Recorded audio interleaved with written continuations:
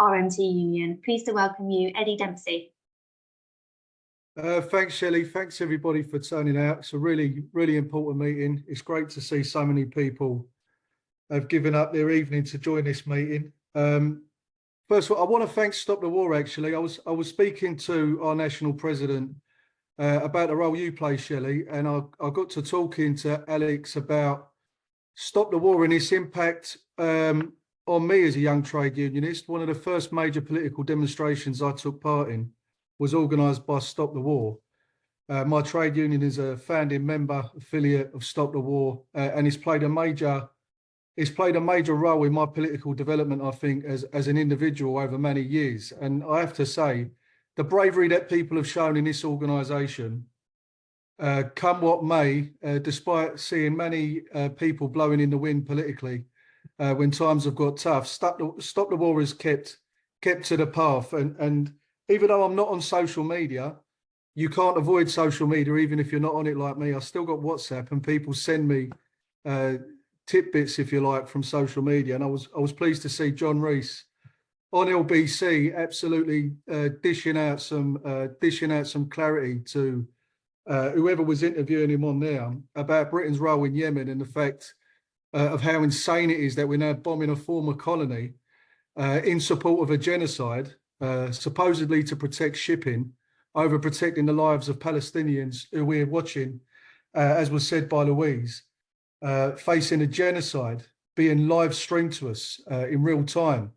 So my union's nationally affiliated to Stop the War. My local branch is affiliated to Stop the War. We'll be very pleased as a trade union to support the day of action on the 7th.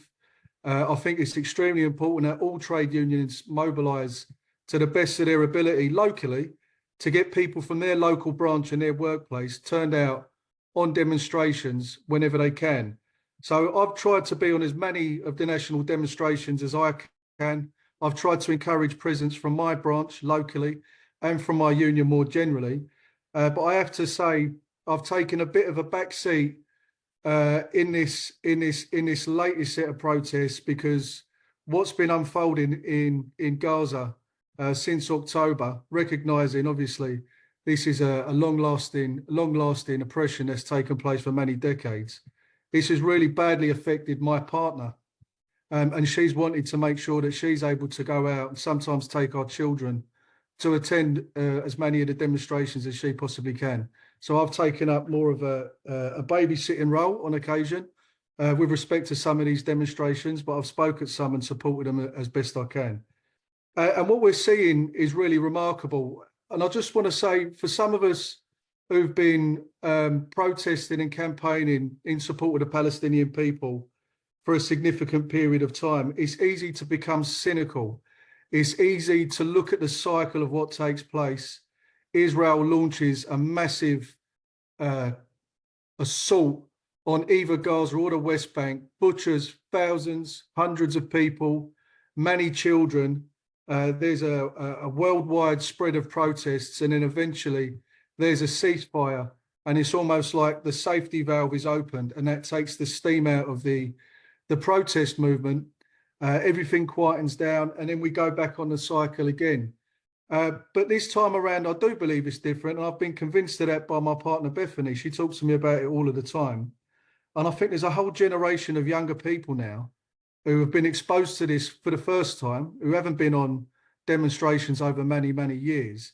And this has had a profound effect on so many people that I'm actually hopeful for the first time in a long time that when the ceasefire inevitably does come, because it will, when it does come, I'm hopeful that we can keep the momentum going, that we can keep the protest movement going, that we can keep the pressure up to try and get a more lasting, sustainable settlement and a Palestinian state.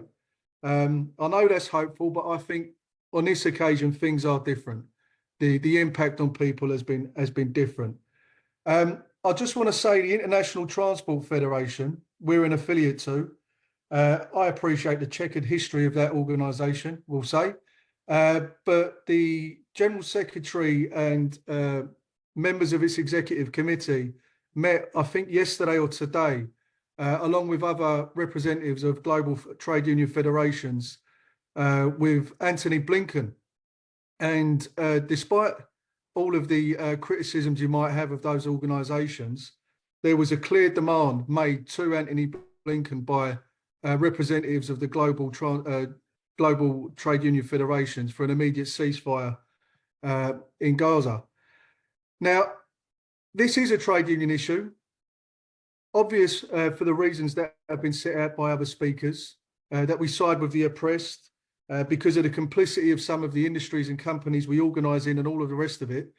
But in the RMT, we've got more reasons still. Right now, we've got members in the Royal Fleet Auxiliary who are stationed in the Mediterranean, who act as a civilian supply route to the Royal Navy, and are also supposed to act to bring relief to areas of the world that are facing humanitarian crisis, whether that's natural disasters or war.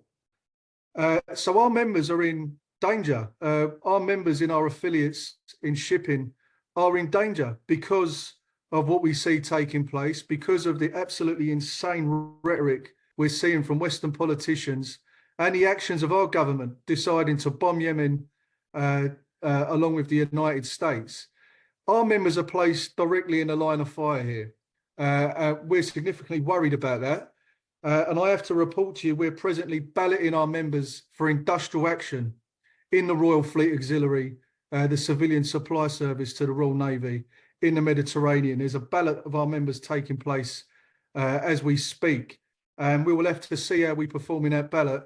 And I've got no doubt, should we secure a mandate for industrial action from our members in the RFA, we will see quite a harsh reaction from the state and others to that ballot. But we press on. We must defend our members' interests in particular, and we believe it's in the interests of working class people everywhere to be a voice against war and to be a pressure for peace.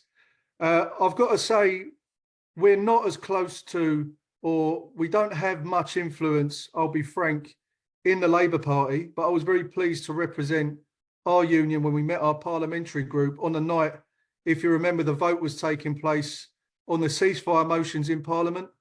I was up in one of the attic buildings in the Houses of Parliament, probably the worst room they could possibly find in that building, to meet our parliamentary group, where on behalf of our executive, we demanded all of our parliamentary MPs go down and vote for an immediate ceasefire. And I came out of that building straight out into the demonstration that was organised outside. And I said what I believe is true, that the Palestinian people are facing a genocide, and it's incumbent on all decent, peace-loving people in the world to do everything they can to prevent further loss of life and to defend the innocent Palestinian population from what they're facing. So we'll continue to support Stop the War in the demonstrations through supporting BDS. I will say trade unions ought to have a look at what arrangements they've got in their pension funds, who their pension funds are invested in. And also, if you're a trade union like ours, you will also have investments in other places. A lot of trade unions don't just live on the money they get through the membership dues. They also have investments that they use for times of crisis and all the rest of it, like we do. So we'll be looking at that. We do that periodically, but I think we do need to take a careful look at who we're investing in and what we're doing. And we need to keep fundamentally here the pressure up on our own politicians and the actions that they're taking. We have got an unelected Prime Minister and an unelected Foreign Secretary launching a war on a country that's done us no wrong, a former colony of this country, without a bas-relief to Parliament. Not I'm saying they should have gone and sought approval from anybody. They shouldn't be doing it in the first place. Never mind seeking approval or going through a process to do it. And we have to bring pressure to bear on these politicians.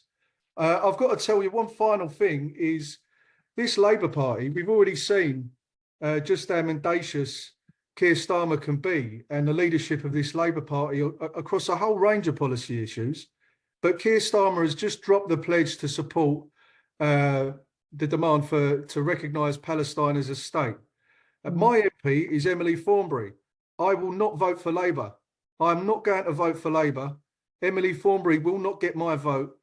She certainly won't get the vote of my partner. And I'll tell you what, if I did think about it, she'd probably have me out on the street. So she will not get a vote from anybody in this House.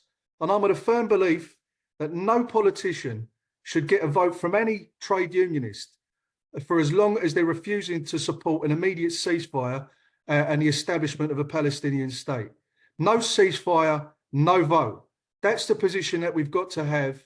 They need to understand if they're not prepared to stand up for peace, then we're not going to stand up for them at the ballot box when the time comes to vote.